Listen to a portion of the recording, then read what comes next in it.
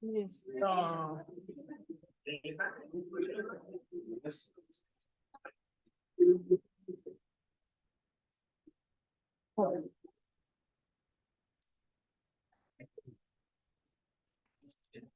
Muy bien.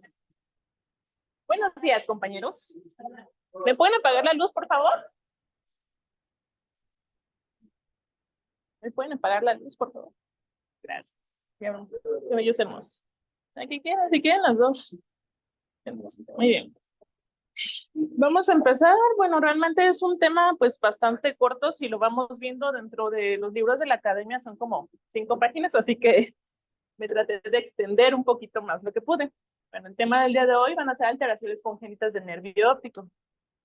Recordando un poquito lo que es la embriología, vamos a ver que pues el nervio óptico como tal, tanto neuronas y el tejido glial, va a venir propiamente lo que es del neuroectodemo. Ahí les vengo una tablita muy bonita que venía en el libro de la academia, como para que se acuerden de dónde vienen cada una de las partes del mismo. Bueno, vamos a hacer un pequeño recordatorio muy rápido sobre las nociones del desarrollo hablando del nervio óptico. Básicamente este se enfoca que en el día 21 lo que es la vesícula óptica por medio del tallo va a comunicarse de la parte, por decir, anterior a la parte posterior o la parte más, o sea, posterior del cerebro. Para el día 23 va a empezar a hacer una pequeña invaginación tanto de la vesícula como del tallo, que esto es un poquito ya más largo si estamos viendo, y pues por lo tanto como se está alargando va a ser un poquito menos grueso. Ya no es una vesícula como tal, se está volviendo lo que es una copa, que pues va a estar teniendo una hendidura como la que vemos en esta parte, que es la hendidura embrionaria, que pues poco a poco se va a estar conformando lo que es el tallo y el nervio óptico. Ya para el día 37 va a desaparecer esta comunicación directa, lo que es tanto directamente con el cerebro, pero pues son las paredes del tallo lo que hace la continuación con la parte posterior del cerebro. Y pues por lo tanto acá tenemos la ayuda de la retina, que por extensiones de las mismas células ganglionares van a envolver a la arteria hialoidea, que se va a estar en medio del tallo. Esto va a ser del día 41 al 43 aproximadamente. Ya para el día 28 a 33 va a ser un cierre de las mismas hendiduras y como tal ya se está formando lo que es la copa y pues el tallo se va a estar cerrando desde el día 34 al 41. Después de la concepción. ¿Dónde? No, embrionalmente. Eso es embriogénesis. No. A ver, si no pasa ahorita vamos a ver qué va a suceder. No, eso se va hablando embrionalmente, intrauterinamente. Y bueno, nada más como una pequeña diferencia que nos dicen los libros de la academia, que en la mayoría tanto de los nervios periféricos, incluyendo los nervios o los pares craneales, van a tener mielina que los está proveyendo las mismas células de Schwann. En el caso del nervio óptico, está envuelto por oligodendrocitos. Esto va a hacer que sea un poquito más susceptible cuando aparecen los cuadros de neuritis óptica, por eso es como el primero en verse afectado o el que por decir sobresale del cuadro clínico. Ahora sí, hablando a grandes rasgos de las anomalías del nervio óptico, pues realmente hay varias. Nos vamos a enfocar principalmente en lo que es en 3, que ahorita vamos a ir comentando más adelante.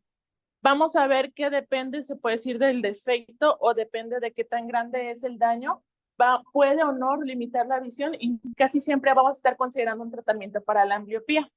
Vamos a clasificarlo según morfología, excavación y si hay o no tejido anómalo a nivel del nervio. Esa es una pequeña tablita que venía en un artículo por ahí que encontré, porque vuelvo a hacer lo mismo. En la literatura en realidad como que es medio rebuscado este tipo de situaciones, entonces ahí le tuve que estar buscando un poquito más. Entonces, por anomalías, de cómo se ve, de la morfología, de cómo está la excavación, o si tenemos el tejido que está normal a nivel del disco. Ahí tenemos todas las que podemos encontrar y pues ahí bien diferenciadas. Bueno, La mayoría de estas anomalías, como pueden ser las adaplasias, el coloboma o el síndrome de Morning Glory, además del estafiloma, va a haber disminución de visión, nistagmo o puede haber incluso estrabismos. Y más que nada lo que son las formas unilaterales va a ser de manera más tardía y por lo mismo va a haber un estrabismo más que nada del tipo sensorial. A diferencia de otras neuropatías ópticas, la visión de color está preservada en este tipo de enfermedades y pues vamos a ver que comúnmente va a haber defectos en la refracción. Entonces ahí vale la pena revisar a la persona o el pacientito que tenemos bajo cicloplegia para ver realmente qué problema está teniendo ahí y pues cuánto se puede decir está aventando realmente de degradación. Bueno, en casos donde esta situación se ve afectada de manera unilateral, es mejor que la manera unilateral. De todos modos, en los casos unilaterales, lo mejor es dar un tratamiento para la endopía. Aquí, bueno, de todos modos, le vamos a hacer un pequeño más énfasis cuando vemos este tipo de enfermedades, pero a diferencia de otros, aquí es más común que se dé un desprendimiento de retina de tipo seroso. Incluso se han, de hecho, descrito que en la mayoría de los 50% de los pacientes, por ejemplo, con un coloboma, bueno, los colobomas están un poquito más relacionados con un desprendimiento de tipo reumatógeno, el síndrome de Morning Glory y lo que es la fuseta óptica. ¿Por qué? Porque hay una alteración se puede decir, de la estructura o de la arquitectura en una zona donde emergen los vasos del nervio, provocando que dicen unos que sí, otros que no. Hay una comunicación del vitrio entre espacio subretiniano, subaracnoide y posiblemente arbitrario, y probablemente ahí empieza a filtrar líquido. Bueno, ya como tal, hablando de la primera de las patologías, vamos a hablar lo que es la hipoplasia del nervio óptico. No,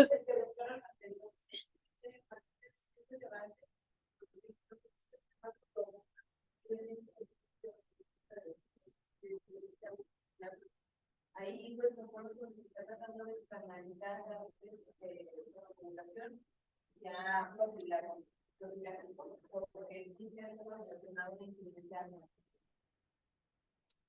muy bien, lo que es hablando ya primeramente de la hipoplasia del nervio óptico. Nos dicen los libros de la academia que es la anomalía más común a nivel del nervio óptico. Entonces, como tal, dice el nombre, va a ser un nervio óptico de proporciones pequeñas y por lo tanto, no solamente es pequeño, sino simplemente también va a haber un número disminuido de las acciones del nervio óptico. Volvemos a los casos. La mayoría de estas anomalías van a ser bilaterales. En este caso, pues bilateral en un 70%. Puede ser también de forma segmentaria y puede ser, si es bilateral, la mayoría de las veces se va a hacer una presentación asimétrica. Entonces, aquí vas a ver que como tal, pues son defectos aislados y más que nada esporádicos, que es lo que nos hace mucho énfasis. ¿Cómo vamos a ver este tipo de tomos? Más adelante les voy a estar mostrando imágenes. Dice que se describe típicamente como un nervio óptico pálido, grisáceo y pues relativamente pequeño y hay una vasculatura principalmente tortuosa. Nos decía este artículo pues que principalmente si encontramos que la alteración o el defecto está antes de las 28 semanas de gestación, cuando las estructuras de soporte como son esclera, la pilla, la dura y la lámina son totalmente inmaduras, vamos a encontrar una papila de pequeñas proporciones, un tercio de lo normal acompañado de vasos tortuosos, que es lo que típicamente se está describiendo más arriba, y pues un anillo hipopigmentado. Cuando encontramos que este efecto se produce más adelante, ya a nivel del tercer trimestre, ya cuando estas estructuras que mencionamos previamente ya están más maduras, pues va a haber una papila eh, relativamente un poquito más pequeña, pero las excavaciones son más amplias y puede haber más bien una hipoplasia de manera segmental, que les conocen como un topless optic nerve. Entonces aquí tenemos lo que estábamos describiendo. Tenemos la hipoplasia, se ve una papila relativamente normal de tamaño, pero las excavaciones son muy amplias y lo que es la tortuosidad de los vasos a nivel pues prácticamente de la emergencia. Aquí estamos hablando de una forma segmentaria.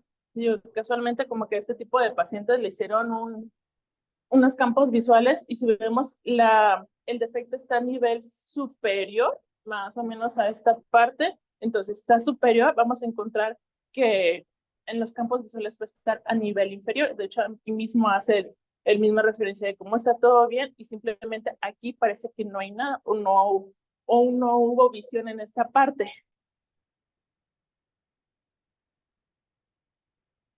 volvemos a lo mismo. Dependiendo la magnitud del daño, la visión de los pacientes va a ser muy variada. Prácticamente el paciente puede llegar a ver desde un 20/20 hasta un NPL. Y pues lo que habíamos visto anteriormente, puede haber un defecto del campo visual, principalmente pues cuando vemos que es segmentaria, que es la más normal. Hablando de antecedentes de este tipo de pacientes, lo más común es que este tipo de niños tengan un síndrome alcohólico fetal y pues por lo tanto va a haber otras alteraciones a nivel del sistema nervioso central. Y de la forma segmentaria muy en particular hacen un pequeño énfasis de que se está relacionado con diabetes mellitus de la madre. Otras situaciones, puede ser cambios en la disfunción de hipófisis, entonces volvemos a, en este caso, el problema no va a ir solo, va a ir de forma sistémica y pues por lo tanto la gran mayoría de estos casos se dice, pues el paciente se está hablando de una forma sistémica, vale la pena pedirle estudios y vale la pena no solamente uno como oftalmólogo verlo de manera, ahora sí, solitaria, sino que muchas veces este niño vienen referidos de otros servicios, casi como si fuera un hallazgo. O al contrario, hay que mandarlos propiamente como tal. ¿Por qué? Porque pues en este caso vemos que si se vale la pena pedir una resonancia porque puede haber una ectasia posterior de la glándula. Tenemos que si hay alteración pues en la nivel de la hipófisis, a esos pacientes van a tener problemas hormonales. Si no viene el momento de que el paciente lo estamos viendo en consulta, no hay problemas, dice, vale la pena mandarlo o referirlo con el especialista propiamente porque puede tener este problema más adelante. Entonces tenemos deficiencia de la hormona, como va a haber principalmente hormona del crecimiento, hipotiroidismo, hiperprolactinemia, hipercortisolismo, panhipopituitarismo y diabetes insípidas, que es como lo que puede llegar a pasar. Otra que simplemente nos mencionaba la literatura es la hipoplasia del nervio, cuando se acompaña una agenesia del cuerpo calloso y una ausencia del septum. Hay algo que se llama síndrome de Morsier, una displasia septóptica, que es como un pequeño hallazgo hay que se puede dar. No realmente decía que este síndrome está al 100% relacionado con las hipoplasias, pero es como un pequeño hallazgo que puede estar. Pues, todo lo que habíamos visto, por eso repetimos, cuando encontramos una hipoplasia de estos pacientes, mándenlo con el endocrinólogo porque encontramos más cosas y pues principalmente a nivel de la hormona del crecimiento. Bueno, algo también muy relevante o un poquito más característico, habíamos dicho, normalmente si son menos de 28 semanas de gestación, tenemos un nervio óptico sumamente pequeño y toda la vasculatura que está totalmente tortuosa o prácticamente inexistente. Hablamos también otro signo que es como un poquito característico de este tipo de pacientes que se llama el signo del doble anillo, que es una extensión de la misma retina sobre la lámina crimosa, como que está sobresaliendo y que puede ser hipo o hiperpigmentado. En este caso, pues nos está escribiendo aquí la referencia. Como tenemos el nervio óptico medio pequeño, no tan grande, pero tenemos como una pequeña sombra que puede aparecer ahí. De hecho, si nos regresamos un poquito, en este caso también volvemos a aparecer.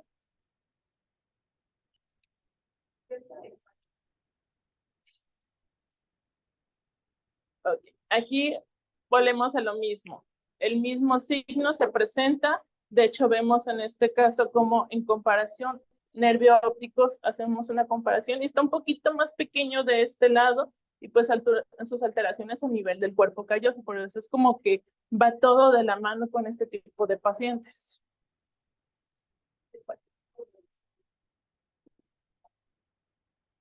Ah, hay algo que se llama relación nervio-mácula. Básicamente dice, según yo, era que la mácula normalmente es un poco más grande que el nervio, porque se hacía una descripción en este tipo de pacientes.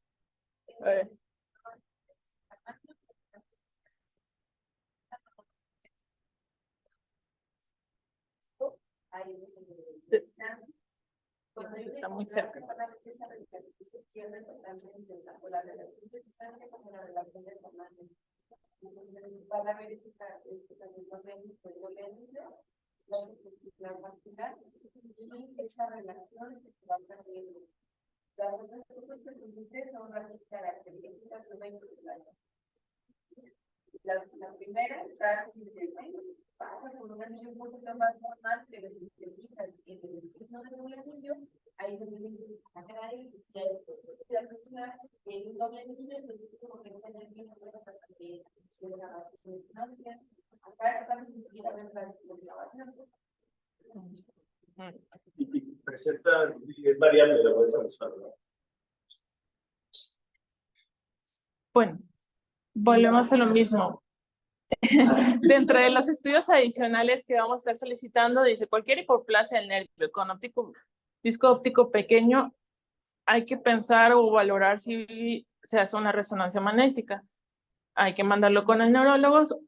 Dice que principalmente cuando encontramos alteración de la hipófisis, pero dice que pues realmente, como estamos viendo que hay algo más en general, o mándenlo con el neurólogo o mándenlo con el endocrinólogo. Entonces, por eso nos están pidiendo, digo, simplemente para que vayan conociendo básicamente este tipo de pacientes que se les puede llegar a pedir por todos los defectos a nivel de la hipófisis. Y principalmente se hace como un pequeño aparte de los menores de 6 meses, se les vale la pena pedir hormona utilizante, folículo estimulante y o testosterona. El segundo de los que vamos a ver, el síndrome de Morning Glory. Esta diferencia de los demás, bueno, principalmente es un resultado del desarrollo a nivel del disco óptico en la parte más distal, en lo que es la vesícula óptica primitiva.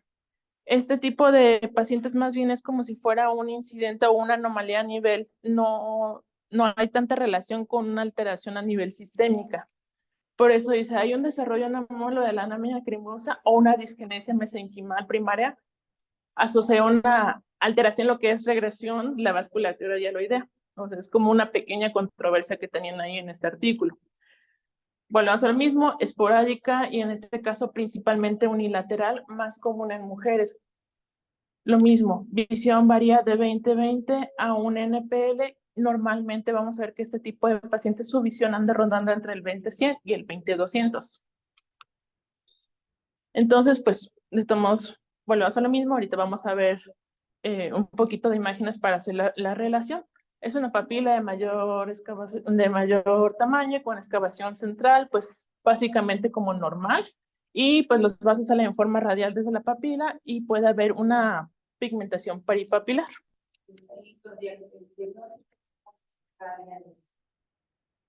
Yo creo que El doble anillo. todos. Bueno, lo que les había comentado al inicio, puede haber un desprendimiento de retina serosa en 1/3 de los pacientes. Por eso es importante no solo es como saber de, bueno, qué bonito nervio óptico tienen estos pacientes, sino darle un seguimiento para ver si en algún momento puede que sí, puede que no, llegue a presentar este tipo de complicaciones. Otra situación que podemos llegar a ver este tipo de pacientes, una membrana neovascular coroidea, y pues como les decía, a diferencia de las otras enfermedades, puede o no estar asociada a algunas enfermedades sistémicas como malformaciones faciales o del sistema central. Otro, así como que muy rebuscado, dice que también se relaciona con el síndrome FACE, malformaciones de la fosa óptica posterior, hemangioma, lesión arterial, cardíaca, anomalías oculares y anomalías de la circulación carótida, como no sé si se acuerdan en algún momento de la universidad que nos llevan a conocer que la enfermedad de Moyamoya, que básicamente es como una pequeña estenosis a nivel de las arterias cerebrales. O sea, normalmente pues tenemos las arterias normales y es una gran estenosis que provoca ese tipo de malformaciones. Por eso decimos, si sí o si no, ustedes valorando cómo es el paciente en general, aparte de la resonancia, si encontramos alguna alteración a nivel sistémica, pues por ese tipo de situaciones podemos o no mandarlo a hacer una angioresonancia, o nada más para que sepan que se puede mandar a hacer. Y lo que es el coloboma del nervio óptico. Bueno, este va a ser un resultado de un cierre incompleto de la fisura embrionaria. Básicamente dice que eso está pasando a nivel de la 6ª semana de gestación.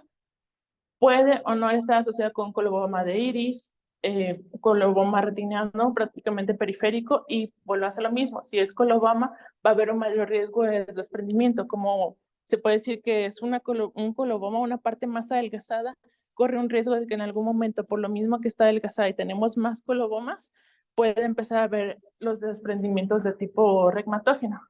Unio bilateral en el 50% de los casos y pues normalmente, si es bilateral, es de manera asimétrica. Suele haber una excavación inferonasal del nervio óptico, de cuando podemos confundir esto con un daño de tipo glaucomatoso, pero es el mismo coloboma que nos está dando esa apariencia. Bueno, entonces puede haber pues defectos más extensos, con una área papilar más grande y pues una excavación un poquito más profunda. Por eso es que se da como la pequeña a veces duda según la presentación clínica de los pacientes, si es una hipoplasia o más adelante si lo encontramos en un paciente un poco mayor, si es un defecto como tipo de glaucoma. Colobomas, estamos hablando entonces que puede haber relación con colobomas a nivel sistémico y podemos encontrar lo que es el síndrome de Church, que en algún momento en las clases pasadas sí los comentaron, que son como tal colobomas, defectos cardíacos, atresias guanales, un retraso mental, anomalías genitourinarias y auditivas. En este caso, más bien se relaciona con que el paciente va a presentar un microoftalmos cuando tiene alguno de esos tipos de efectos asociados. Y bueno, otras enfermedades que podemos llegar a encontrar, tal vez unos los van a leer y nunca los van a volver a ver en la vida, y otros como para que los conozcan. Hay unos que pueden, mejor se les suena. Bueno, misma situación que con todos los demás. La visión del paciente va a depender del daño que se está teniendo, lo que es la integridad de las papilomacular y pues como tanto la preservación de la fobia si encontramos que hay otro tipo de colobomas asociados. Desprendimientos de retina también seroso, maculares e inferiores, casi siempre nos van a ir a cirugía. Decía aquí que pues en un pequeño caso este tipo de desprendimientos puede tener como una autorresolución, pero como que no vale la pena correr el riesgo. Por eso siempre dice, casi siempre cirugía, mínimo caso tiene una resolución espontánea. Y pues campos visuales superiores no progresivos. Va a haber el defecto, pero como pues la mayoría de los casos, a menos de que hubiera una situación como el desprendimiento de más superiores no progresivos. Y pues lo mismo de siempre, por eso es como un tema un poquito rebuscado, simplemente para que vayan conociendo lo que son las complicaciones de estos pacientes, que dependiendo de cómo vayamos viendo, nosotros tenemos que orientar principalmente lo que es a la familia, decir, ¿sabe qué? El defecto es algo asociado o el niño viene por otra situación aparte. Es como conocer también aparte del paciente, mire, su hijo, su familiar, demás, tiene tal problema, esto pues ya es un defecto de nacimiento, tiene cura o no tiene cura en este caso, porque es la inquietud principalmente pues de la familia, y en este caso, ¿qué hay que hacer? ¿Cuáles son los datos de alarma para darle a este tipo de pacientes? Por eso digo, hay que hacer una valoración por el pediatra para una valoración sistema y también puedes pensar en este caso si vale la pena hacer estudios más a fondo según lo que vayamos viendo. Y pues les comentaba, digo, en realidad solamente son estos tres los que me están pidiendo lo que es el programa como tal, pero para que tengan como una idea de que cuándo vale la pena o cuándo más bien se relaciona o no. Si vale la pena hacer un estudio sistémico, pues la mayoría de las veces, a pesar de que dice no, yo diría que más bien sí, por si encontramos algo más. Y aparte, pues se supone que rutinariamente los niños van con el pediatra, entonces no está de más hacer una exploración más a fondo y más si ellos muchas veces nos lo refieren. Y pues en ese caso yo diría que es un poquito más de valoración del mismo pediatra, si vale la pena hacer estudios un poquito más a fondo o que él tenga como el control de la situación. Ahora sí, vamos a ver unos pequeños casos clínicos como para hacer una pequeña ilustración de estos. Tenemos aquí un pacientito que llega en el 2015, el 10 de junio.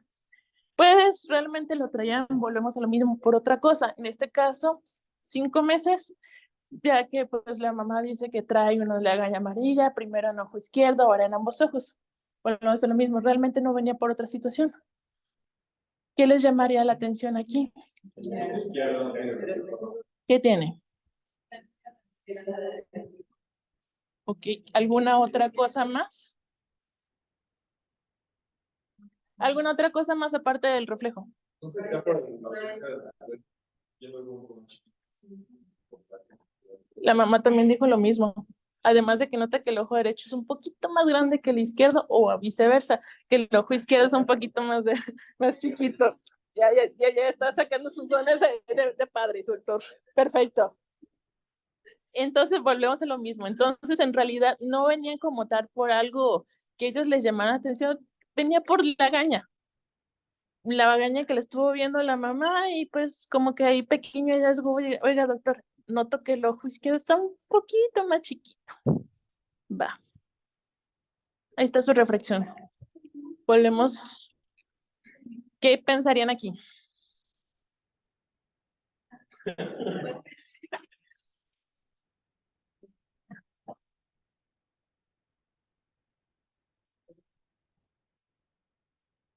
Tiene 5 meses y tiene esta refracción. Efectivamente. Ahí tenemos su hallazgo, su primer diagnóstico, una decrestanosis baja. Volvemos a lo mismo, venía por la gaña, pues sí trae una decrestanosis, que aquí como nada más por pura curiosidad se curó a los 6 meses. Hacemos un seguimiento del niño. Yo creo que ahora sí se ve un poquito más obvio que hay una diferencia de tamaño de uno del otro. Ahora se ve un poquito más bonito. Ese es un reflejo de Bruckner que se le hace en el consultorio. Notablemente. Y pues ahí es cuando decimos que se les hace ya una fotografía de fondo de ojo. ¿Qué de todo lo que les dije se parece o les suena? De todo, nada más les hablé de 3 enfermedades. ¿A cuál se parece?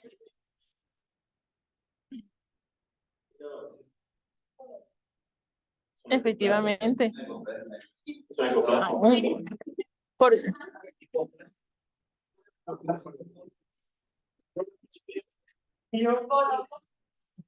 Un cólogo. Bueno, volvemos a lo mismo. Ya tenemos este. A los 8 meses de vida viene pues como tal en compañía de sus papás, aparentemente en ortoforia, pero la mamá dice que está haciendo una endo de manera intermitente. Sigue lo mismo la mamá, el ojo izquierdo está un poquito más chiquito, pues vamos a pedirle un ultrasonido. Refracción aquí del niño, 8 meses y estamos así.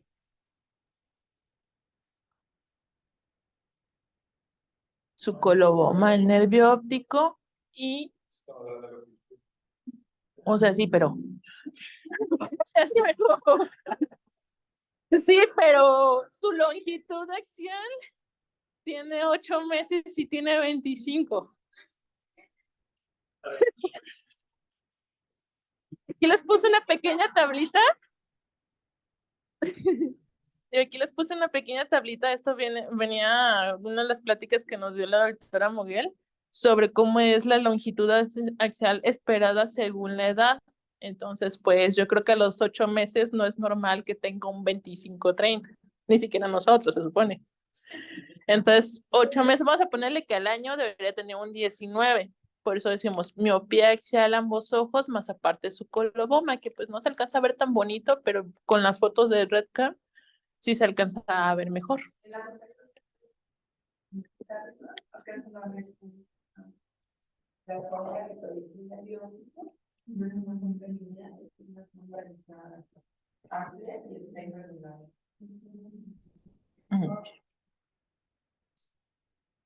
Vamos a nuestro segundo y último caso.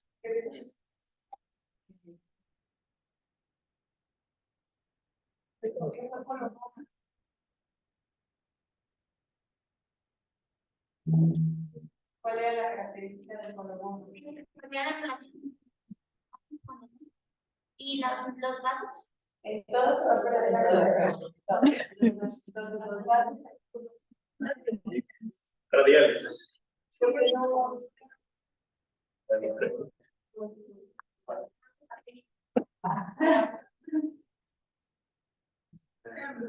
Sí, parece que se va a ver los radiales. La velocidad de excavación de la mano. La velocidad es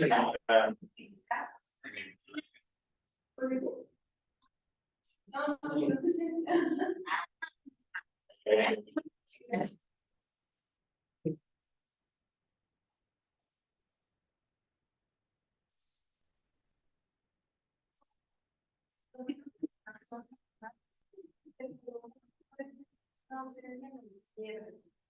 van a ver cómo las estructuras pues mantienen cuando hay la ausencia de cómo debería de crecer, lo voy a poner en una sola zona o puede ser 360 grados. Tengan en cuenta ese en la calidad de vamos a vivir con Nada más es uno más. Bueno, aquí tenemos una pacientita. Aquí está. Aquí está. Esta pacientita llega el 18 de mayo del 2016. 7 meses de edad. Aquí como que el antecedente un poquito relevante de que ella viene de Estados Unidos y en Estados Unidos la ven y le dicen, ¿sabe qué? Mamá, esta niña tiene una catarata del ojo derecho, hay que operarla. Ok, entonces vienen a México como por una segunda opinión, un pediatra en Nayarit les dice, parece que tiene una endo, pero pues como que los papás dicen, más bien como que tiene algo en el ojo y el ojo derecho un poquito, pues, diferente, ajá, más pequeño. Ahí ustedes, ¿qué me dirían? Ahí nada más tenemos Bruckner, ¿qué les llama la atención?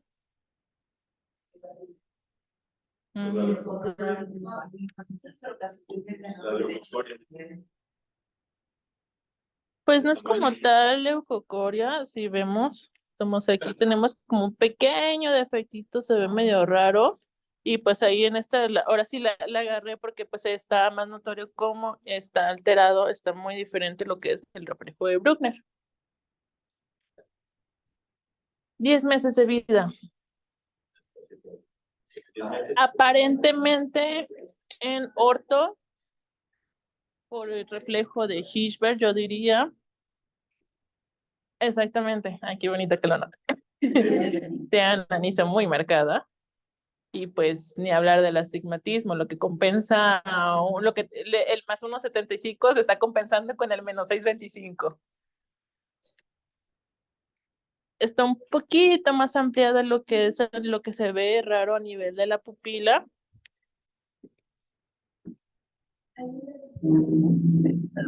No hablé de este tema, pero pues como que ¿a qué se les antoja? Ah, bueno. Por eso por lo vamos ahí, ¿no? También. Si fuera El síndrome. el síndrome no es un diagnóstico, creo. Que era una combinación de dos cosas.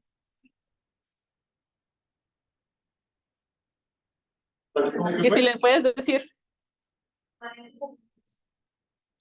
pareciera más bien es una persistencia de cierto vaso. La arteria ya. Exactamente, qué bonito. Muy bien, entonces, pues como lo tal, esta fue realmente su catarata que le dieron en Estados Unidos. Entonces, pues vemos, o sea, les doy aquí ya que es el diagnóstico, porque esa fue la primera impresión que se les dio. Un coloboma del nervio óptico con súbito primario del ojo izquierdo, que fue su catarata, y pues el ojo izquierdo normal. ¿Qué les llama aquí ahora la atención? Exactamente, aquí de las dos, efectivamente. Ya está empezando a hacer una pequeña endo y más aparte negativo y positivo, que estamos teniendo ya una diferencia muy marcada. ¿Qué se hace? Pues en ese caso el doctor dice, iniciamos bifocal y hacemos blanco natro 3 veces a la semana y empezamos a parchar. Empezamos a darle tratamiento ya como tal para la ambliopía y pues ahí seguimos. Parche el bueno, ¿no? ¿Y cuál es el bueno? Ninguno dice. ¿Cuál es el menos malo, pues? Así yo les digo.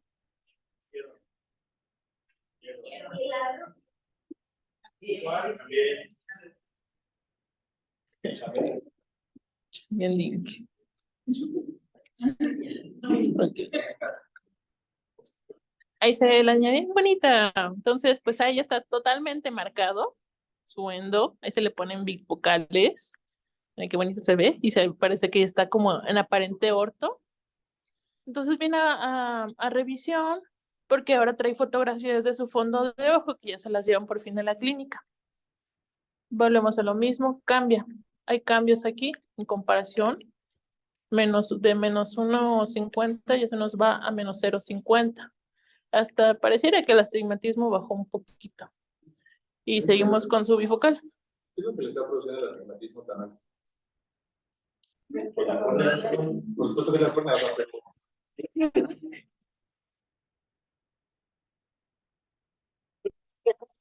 Ahorita me vas a decir. Ok.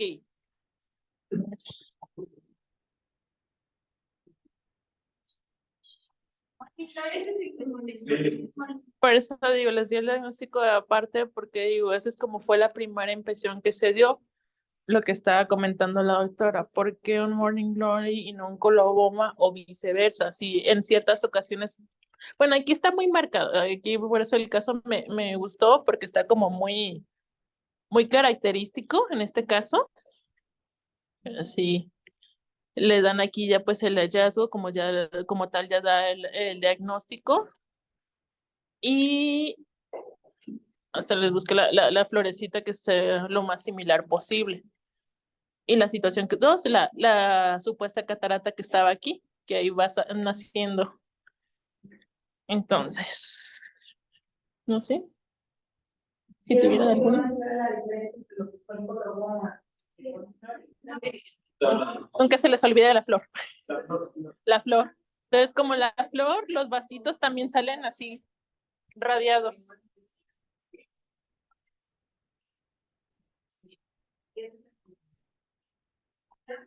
Deberían estar una zona de Argentina y una zona de nervio.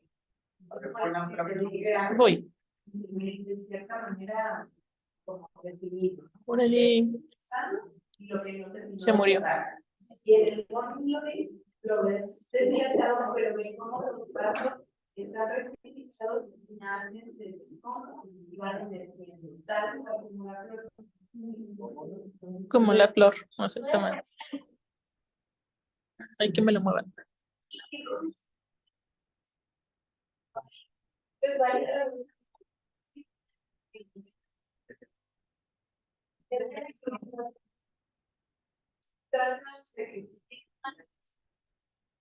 Darle rehabilitación. Como afecta el nervio óptico, entonces no se va a poder tener una análisis porque no puedes cambiar la línea que están buscando la medicina. Lo que va a hacer es saber si de las fibras ya están, pero que puedas esperar un buen pronóstico visual.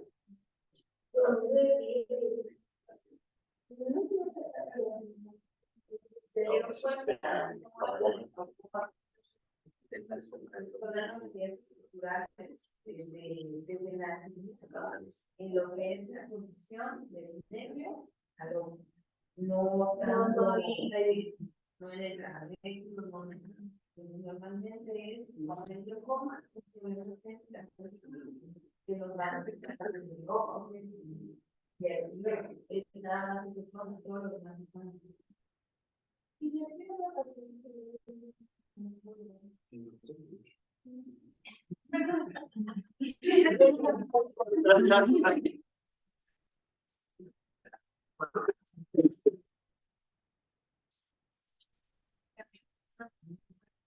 Sí. Igual Bifocal. Pues.